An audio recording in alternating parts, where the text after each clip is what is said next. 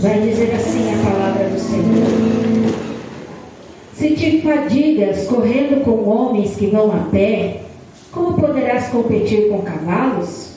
Se tão somente numa terra de paz estás confiado, que farás na enchente do Jordão? Vamos ler mais uma vez? Se te fadigas correndo com homens que vão a pé, como poderás competir com cavalos? Se tão somente numa terra de paz estás confiado, que farás na enchente do Jordão? Podeis os assentar, adorando, bendizendo, glorificando o nome santo, poderoso do nosso Senhor e Salvador, que está aqui nesta noite, recebendo toda a honra, toda a glória, todo o louvor, toda a autoridade está nas mãos dele. Nós temos o privilégio de adorar este Deus. Aleluia!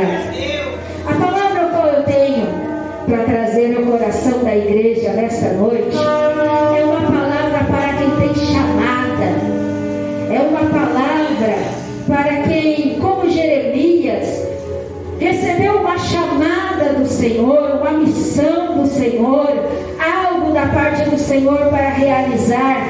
E dentro dessa palavra nós vamos aprender algumas lições muito importantes para aqueles que foram chamados para fazer a obra do Senhor. Nós vamos aprender com a chamada de Jeremias, no capítulo 1 do livro, que o Senhor o chamou para algo diferenciado. Foi uma chamada para arrancar, derrubar, destruir, arruinar, edificar e plantar. Nesses itens que o Senhor chama Jeremias, nós não vemos em nenhum momento o Senhor chamando Jeremias para brilhar nas redes sociais. Nós não vemos Jeremias sendo chamado para ser o pregador da época, para ser o profeta do momento. Ele foi chamado para uma dura missão de arrancar.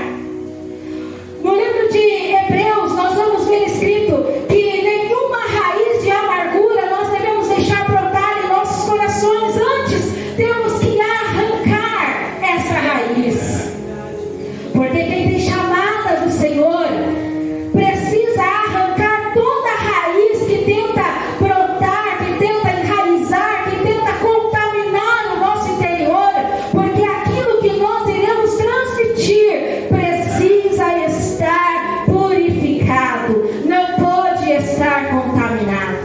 A Bíblia em outro momento vai dizer que a raiz de todo mal é o amor ao dinheiro. São raízes que entram nos nossos corações, ou nos corações dos profetas. Muitos hoje estão contaminados com a raiz do sucesso, com a raiz da fama, com a raiz de ser bem sucedido, e em nenhum momento o Senhor nos chamou para tal missão. Então, o chamado de Jeremias, ele envolvia arrancar dos corações, arrancar das vidas, arrancar dos seus ouvintes, tudo aquilo que fosse raiz, que trouxesse algo no sentido negativo, raiz de amargura. Como fazer a obra de Deus com raiz de amargura? Como fazer a obra de Deus com raiz de tristeza, com aquela raiz de mágoa dentro de nós? Então, essa chamada, ela inclui nós arrancarmos tudo isso. A chamada, ela vem com o sentido de derrubar e destruir. E em diversos momentos da Bíblia nós vamos ver o Senhor mandando derribar os seus altares, quebrar estátuas, derrubar os seus altos, porque o Senhor, ele não divide a sua glória com ninguém, e isso se fala relativo à idolatria. E quando nós falamos de idolatria, o servo de Deus, o profeta do Senhor, ele realmente não vai adorar imagem de escultura. Mas quantas vezes nós não idolatramos situações da nossa vida? Quantas das vezes nós não idolatramos momentos, problemas que nós passamos, e nós colocamos aquilo como maior que o nosso Deus, como maior que o nosso Senhor. Tudo o que vem na nossa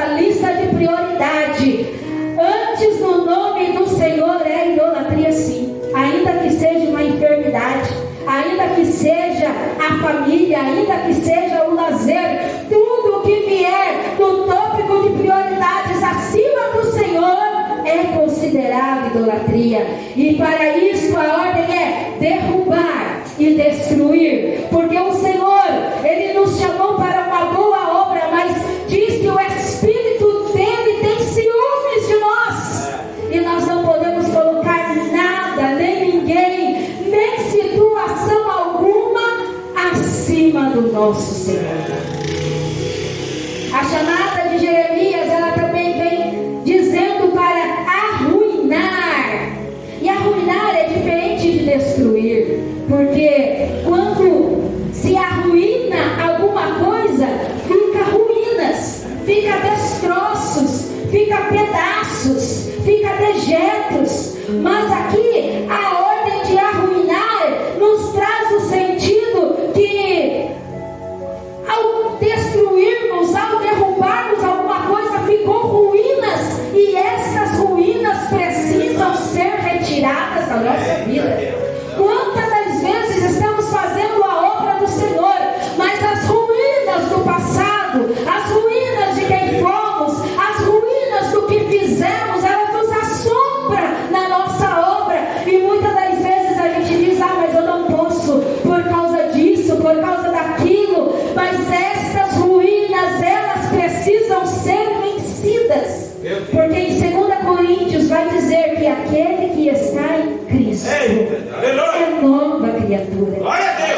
Com isso, não importa o que você foi, não importa o que você fez, não importa o que você passou, não importa as situações que te trouxeram até a data de hoje, Deus está preocupado em saber se hoje você tem um compromisso com Ele e decide deixar para trás todas as ruínas da tua vida, porque Ele quer fazer nova todas as coisas, Ele quer transformar todas as coisas, Ele quer transformar a nossa realidade, Ele quer fazer tudo o que se passou, transformar-se em algo novo em nós.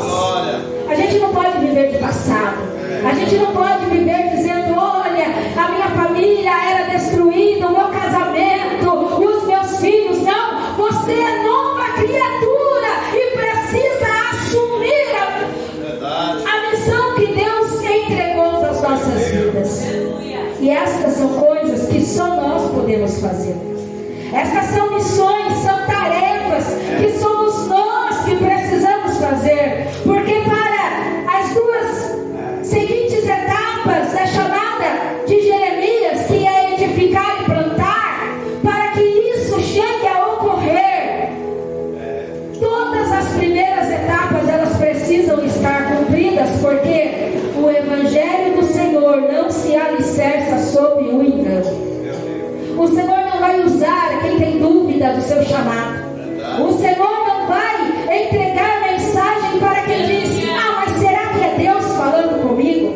O Senhor, Ele quer estabelecer o seu chamado sobre pessoas com consciência de que Ele o chamou para uma boa obra, mas para uma obra difícil, para uma obra muitas das vezes que traz alguns danos, algumas consequências.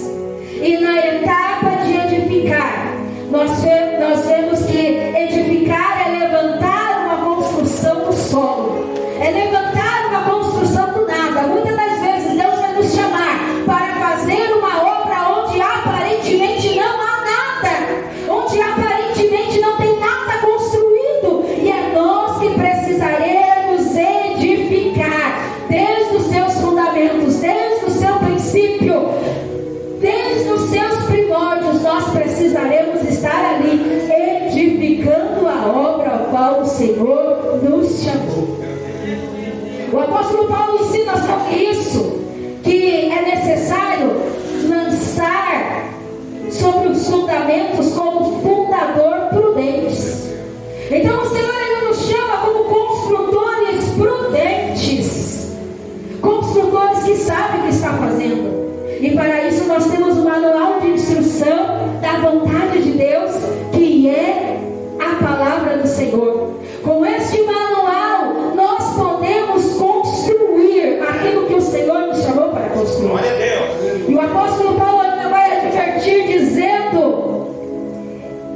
assim, cada um veja, examine aquilo que está edificando. O que é que nós estamos edificando no reino de Deus?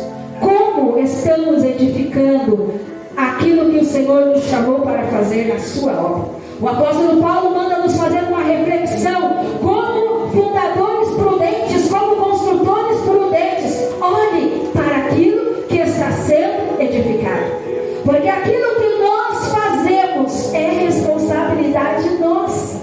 Chegará um dia que diante do Senhor nós iremos apresentar as nossas obras e entregá-las nas suas mãos. Meu Deus! E Ele dará a justa recompensa. Olha, de acordo com o que cada um edificou. Na etapa de plantar, o ato de lançar a semente e esperar o seu processo natural de crescimento, nós vamos ver que tudo está no controle de Deus. A gente não tem controle de coisa alguma. Nós não temos controle daquilo que nós semeamos, porque nós realizamos o ato, mas existe um processo que ele é natural, que é da semente nascer. E no caso da obra de Deus é um ato espiritual, descrito em Eclesiastes 3:2, que há tempo de plantar e tempo de colher. Eu e você precisamos realizar a ação, mas o tempo da colheita, quem vai determinar é o próprio Deus. Ou seja, existe um tempo natural, um tempo determinado por Deus, para que tudo aquilo que eu e você plantarmos, nós venhamos a colher. E talvez essa seja uma das etapas mais difíceis, que é a etapa de esperar. A gente ora, a gente faz, a gente semeia, mas o resultado, ele só nasce, ele só aparece quando é o tempo do Senhor. Não adianta a gente colocar Deus na parede dizendo: se o Senhor não fizer, não oro mais, não busco mais, não vou mais à igreja, porque o tempo é de Deus. Isso faz parte da chamada. Saber esperar o tempo de Deus faz parte da nossa chamada. E Jeremias, ele recebe essa missão, ele recebe esse chamado, e num momento propício do seu ministério, o Senhor o chama para algo específico, dizendo: olha, Jeremias, agora você vai falar aos homens de Judá e você vai profetizar aos habitantes de Jerusalém. Era uma missão específica. Mas qual é o diferencial desta missão que o Senhor dá para Jeremias? Jeremias, ele vai agora falar aos sacerdotes de Jerusalém. E nós bem sabemos que Jeremias, ele vem de uma linhagem sacerdotal, ele vem de uma casa sacerdotal. Então as pessoas a quem ele estaria profetizando ali, dentre muitos, eram seus familiares, era a sua própria linhagem familiar, eram os seus próprios conterrâneos, os seus próprios conhecidos, e ele teria que levar de Deus uma mensagem de juízo e uma mensagem de conserto de Deus. E nós sabemos que não é missão fácil apresentarmos o Evangelho para os nossos familiares. Não é missão fácil apresentarmos o Evangelho para familiares que conhecem a palavra, que têm uma linhagem, que têm um conhecimento, que sabem das Sagradas Escrituras, mas não estão andando de acordo com a vontade do Senhor. É para esses que Jeremias vai profetizar. E Jeremias, como todos os profetas descritos na palavra de Deus, ele vai e faz a obra do Senhor. Ele vai e realiza a vontade de Deus. Ele vai e prega aos homens de Judá, aos habitantes de Jerusalém. Ele prega para os seus familiares.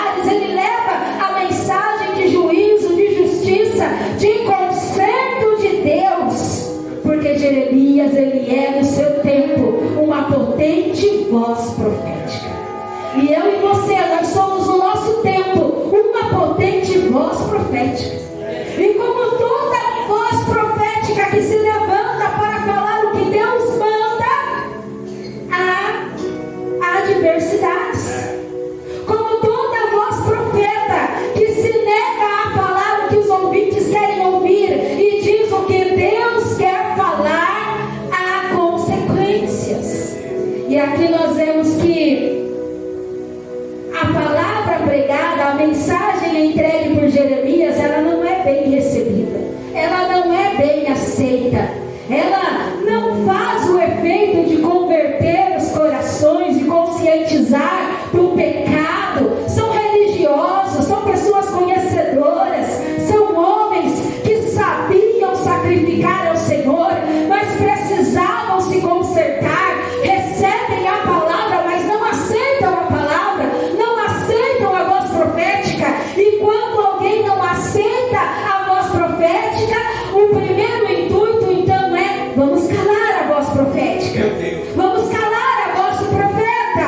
E assim eles começam a maquinar contra o profeta, eles começam a tramar contra a vida do profeta, eles começam a imaginar um modo de manchar o nome do profeta, e eles intentam então tocar nos frutos que o profeta dava, porque o adversário ele é assim. Quando ele quer calar a minha e a tua voz profética, quando você se levanta como voz de Deus na tua casa, na tua família, por onde você anda, e estas vidas não recebem o Espírito de Deus em seus corações e não se convertem, então elas vão tentar calar a sua voz profética. E como é que se faz isso? Vamos falar mal dele, vamos tocar nos frutos que ele dá, nas obras que ele faz, aquilo que ele realiza para Deus. Vamos falar que não canta bem, que não prega bem, que não foi Deus que usou, que não adianta estar na presença de Deus todos os dias. Eles vão tentar tocar no nome, nos frutos, na honra, na integridade, para se calar a voz profética.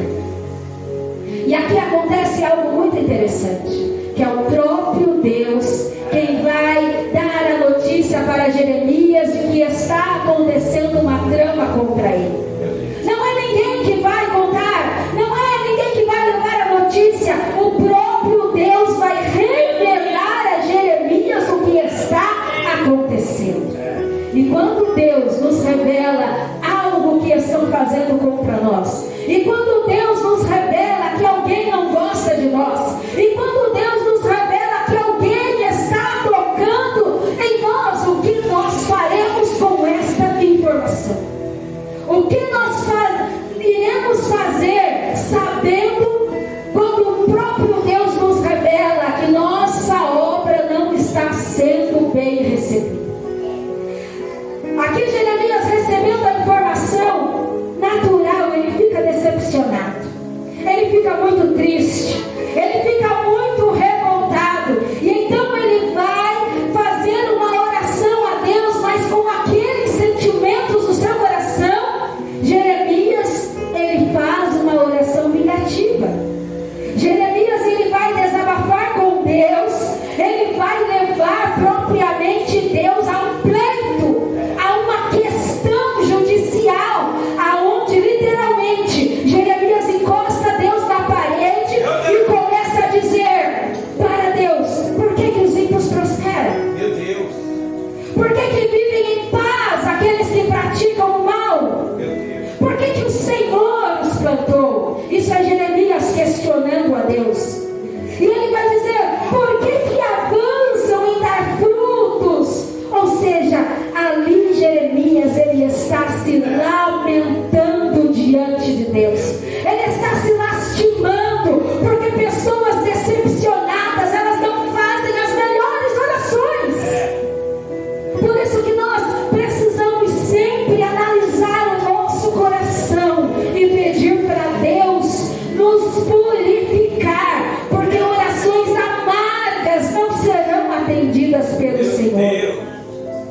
E este momento em que Jeremias chama Deus para um pleito, chama Deus para uma questão judicial, questionando, interpelando Deus, esse é um momento icônico em que muitos homens da Bíblia também realizaram. Nós vamos ver o Abacuque fazendo as mesmas questões, realizando o mesmo pleito diante do Senhor. Abacuque, ele chega até Deus e diz, eu admiro a ousadia dos profetas. Ele diz para Deus, até quando, Senhor, eu clamarei, o Senhor não me ouvirá? Até quando eu gritarei violência e o Senhor não salvará? Meu Deus. Abacuque, ele está questionando a Deus, dizendo, o Senhor não está vendo o que está acontecendo com o seu povo? O Senhor não está vendo que os caldeus se levantam contra nós e estão nos exterminando? Eita. Mas também é icônico o momento em que Deus se levanta para falar com aquele que o questiona. Aí o Senhor, ele vai apresentar para Abacuque os 5 ais que ele traria como juízo seu. Ele fala, ai do avarento, ai do cobiçador, ai daquele que pratica crueldade, ai dos corruptos, ai dos idólatras. E aí o Senhor também vai revelar para Abacuque, olha, eu mesmo que suscitei os caldeus para trazer o juízo sobre o meu povo, para que se convertam e se arrependam dos seus maus caminhos. E o Senhor, ele tem a propriedade de deixar qualquer profeta calado, porque quem argumentará com a resposta do Todo-Poderoso? Aí nós temos também Jó, diante da sua provação e diante da sua dor, se declarando em amargura, em tristeza diante de Deus. E ele, de forma poética, ele vai dizer, porque concede luz ao miserável e vida os de coração amargurado. E Jó vai dizer, eu amaldiçoo o dia que eu nasci e a noite em que se disse foi concebido um homem. E Jó também apresenta ali todas as suas lamentações. E o Senhor vai aparecer para Jó no meio de um redemoinho, e ele vai conversar com Jó dizendo, quem é você? Meu Deus. Eita. Que com palavras sem conhecimento escurece o meu conhecimento. Meu Deus do céu. E Deus, ele começa a fazer perguntas para Jó. É um capítulo inteirinho de perguntas que Deus começa a fazer para Jó. E Jó, boquinha aberta, ele confessa, Senhor, eu falei daquilo que eu não sabia. Que eu me arrependo no pó da terra de ter falado assim com o Senhor.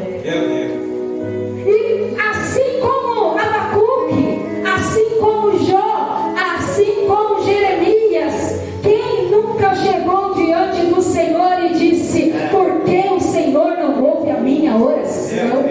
Por que eu oro tanto e o meu filho não se converte, a minha vida não muda, a história não muda? Por que eu ainda continuo nessa situação?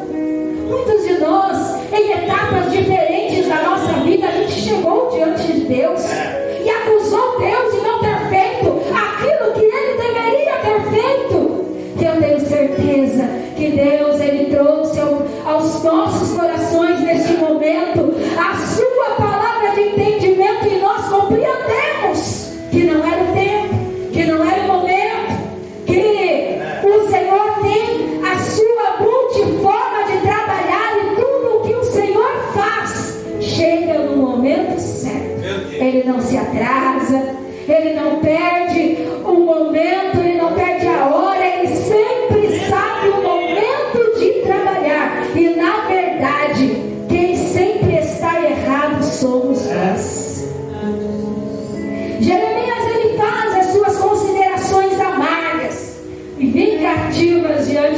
Senhor, querendo autopiedade.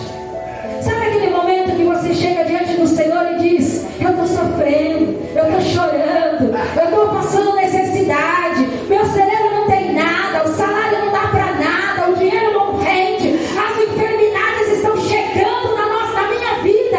Isso não é oração, isso são considerações da amargura do nosso interior.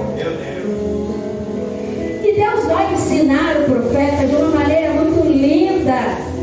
O Senhor vai questionar Jeremias, dizendo: se te fadigas correndo com homens que vão a pé, como poderá competir com o cavalo? Meu Deus, coisa linda, hein? Aqui o Senhor, Ele está trazendo para Jeremias 2 níveis da fé cristã. Meu Deus. O Senhor está apresentando a Jeremias que é possível nós vivermos no primeiro nível, que é o nível aonde nós caminhamos com homens que vão a pé, que é o nível a base da fé cristã, é a base, é o alicerce, é o mínimo que a gente pode fazer pela salvação que nós recebemos.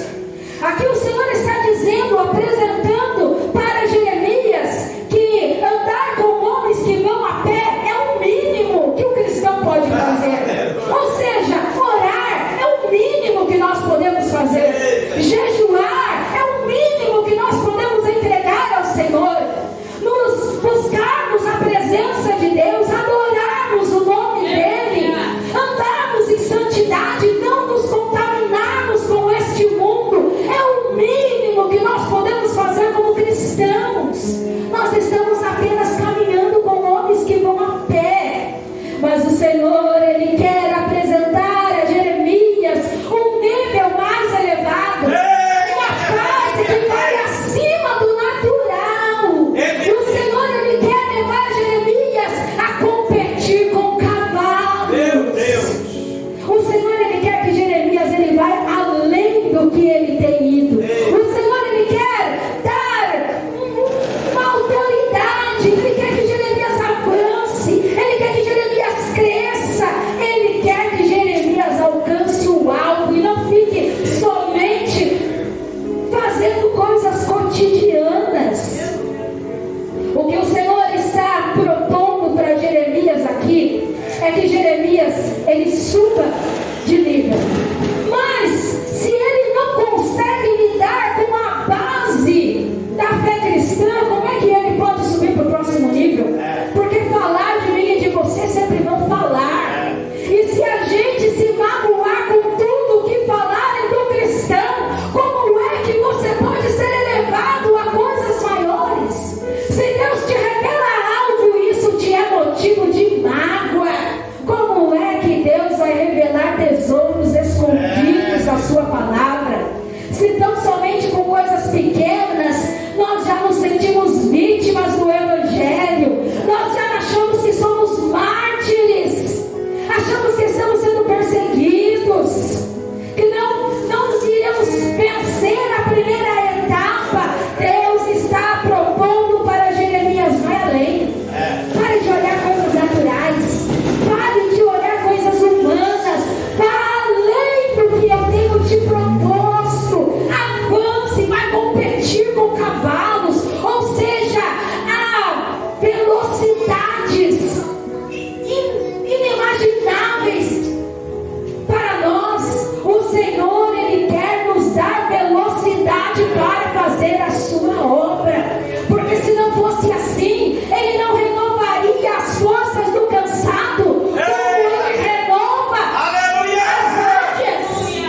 A visão que Deus quer nos dar é visão de águia, é visão que voa, é visão que alcança alturas, é visão dos cavalos que tem velocidade. O Senhor tem pressa na missão que Ele colocou na minha e na tua vida. O Senhor, Ele tem pressa que nós saiamos do primeiro nível. O Senhor tem pressa que a gente pare de se ofender com coisas naturais desta terra e da obra dEle. Se o Senhor Jesus fosse parar para ficar magoado com os sofrimentos que Ele teve na cruz insultos, com o vinagre que deram para ele beber, com a zombaria, nós não receberíamos a salvação. Mas o Senhor aqui, Ele está determinando, Ele está propondo para Jeremias: passa de fase, Jeremias. Para de ficar magoado com o que falam de você, que tramam contra você, porque o Deus da tua vida sou eu, e ainda que tramem contra ti, eu serei a tua proteção. E aí o Senhor vai apresentar um fator determinante para se passar de nível. O Senhor, Ele diz: se só confias em terra de paz, Meu Deus, tremendo. se tão somente numa terra de paz estás confiado, que farás na enchente do Jordão? Meu Deus. O Senhor, Ele está dizendo para Jeremias: se você ficar apenas na sua paz, apenas no seu comodismo, apenas na sua situação confortável de fazer a obra, como é que você vai se virar nas enchentes do Jordão? As enchentes do Jordão era um período em que as águas do rio se elevavam, mas além disso era um território, era um lugar difícil de permanecer, porque o solo daquele lugar era constituído de rochas vulcânicas. Então era um solo difícil de se manter em pé. E o Senhor, Ele diz: se a tua paz está afiada apenas nestes momentos, o que você fará das enchentes do Jordão? O Senhor não está dizendo que fazer a obra dele seria sempre momentos de facilidade. Haveria momentos de tribulação e de dificuldade. E nestes momentos nós precisamos sair do nosso lugar comum, o nosso lugar de comodismo. Se orar como nós estamos orando não está surtindo efeito, nós precisamos competir com cavalos e alcançar maneiras de chamar a atenção de Deus ao nosso favor. Nós precisamos fazer mais, buscar mais, nos apresentarmos mais ao Senhor, sair deste lugar de paz e nos apresentarmos para a grande guerra, que é a obra do Senhor. O Senhor, Ele espera que eu e você nos alistemos na obra dele, porque quem vai na frente dessa peleja é Ele. Ele está propondo que nós não andemos no nosso ritmo, nós andemos no ritmo dele, no ritmo de Deus, para alcançarmos aquilo que está proposto. É possível andarmos no ritmo do Senhor? Se Ele for conosco, se o Senhor caminhar conosco, é possível sim, porque aquele que chamou para a boa obra, Ele se responsabiliza pela chamada que Ele fez na minha e na tua vida. Meu Deus.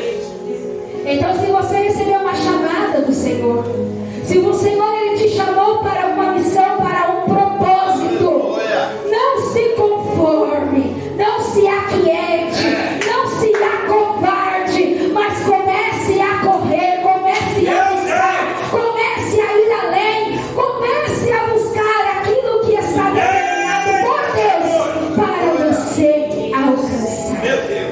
Porque o Senhor, Ele é contigo nessa Meu hora. Deus. O Senhor, Ele é contigo nessa missão. Se Ele te deu essa responsabilidade, é porque o Senhor confia em você. Glória a Deus. E se o Senhor confia em você, não decepcione o Senhor. Não decepcione o Senhor no chamado que Ele colocou na tua vida, mas vá além.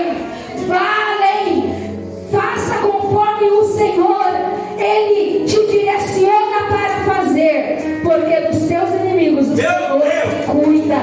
Não fique com pensamentos vingativos, não faça orações vingativas.